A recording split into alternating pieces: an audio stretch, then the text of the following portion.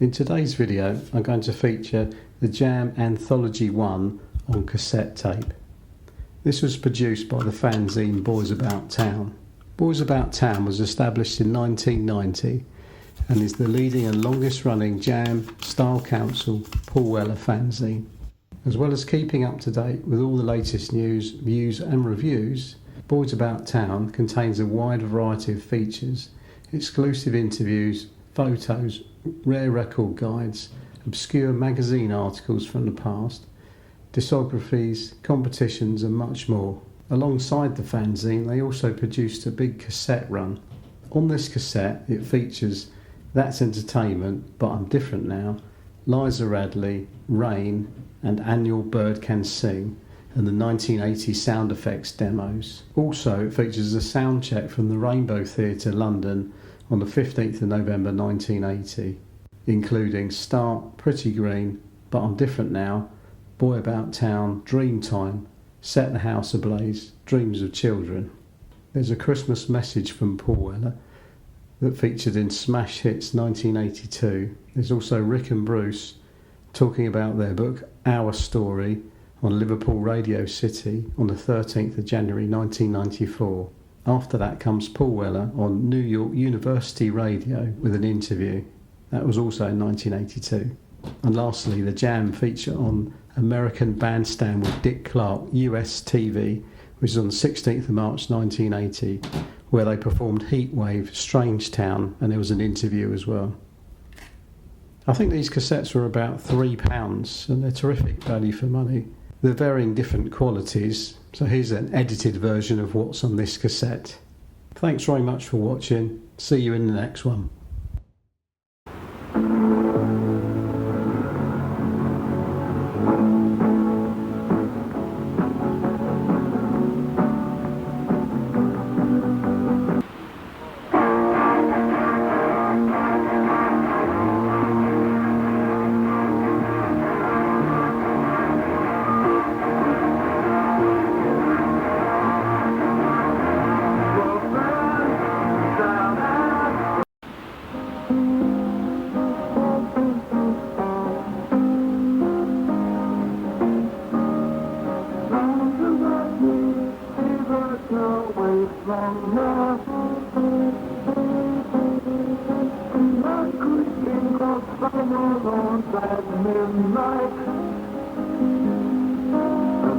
People in the town.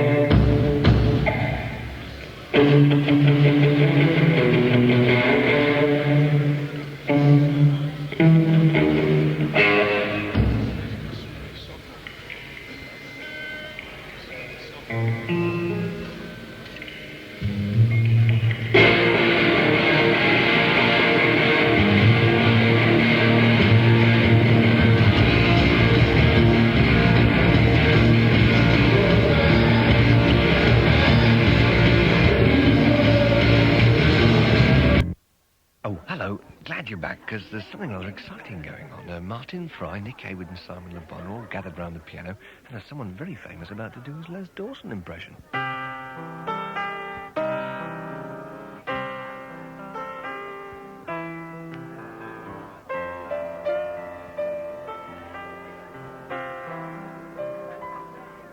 Hello, this is Paul Weller speaking, but don't let that stop you enjoying yourselves. Hi Martin, right Nick? Yeah, fine. Listen, I'd like to wish everyone at Smash Hits and all the readers a happy Christmas and a very, very Merry New Year. Former Jam rhythm section Bruce Foxton and Rick Buckler will be talking about their new book and the other side of the Jam breakup. I suppose that's really what led us to do this, to put our side of the story in. Also to sort of throw in a lot of other things that people really hadn't written about before, almost, behind the scenes type things.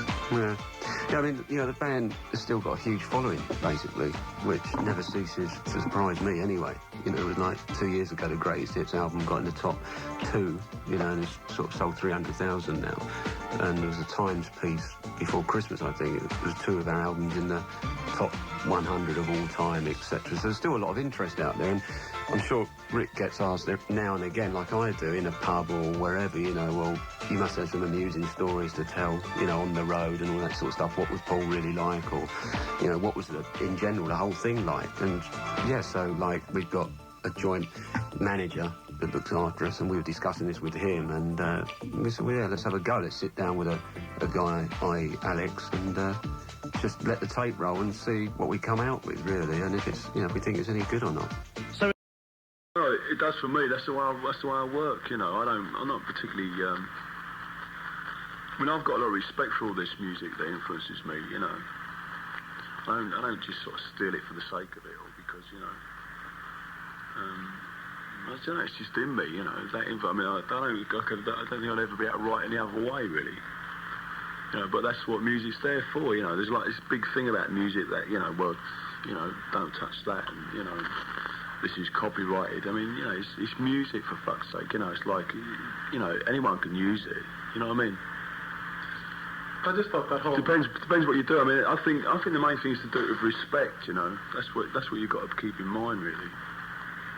If it gets down to just like out and out sort of plagiarism, I just imagine that it's a lot easier to see the gift in perspective if you realize that, no, the Jam aren't just taking the new trend towards funk, the new British trend towards funk and polyrhythms.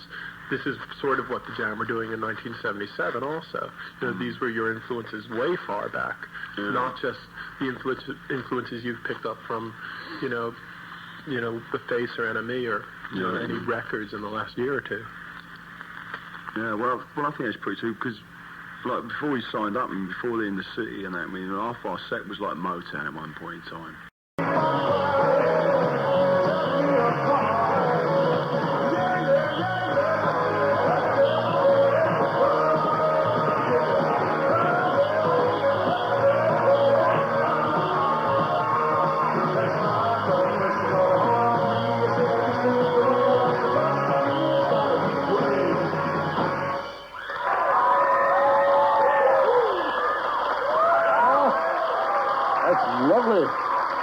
Paul, you all right?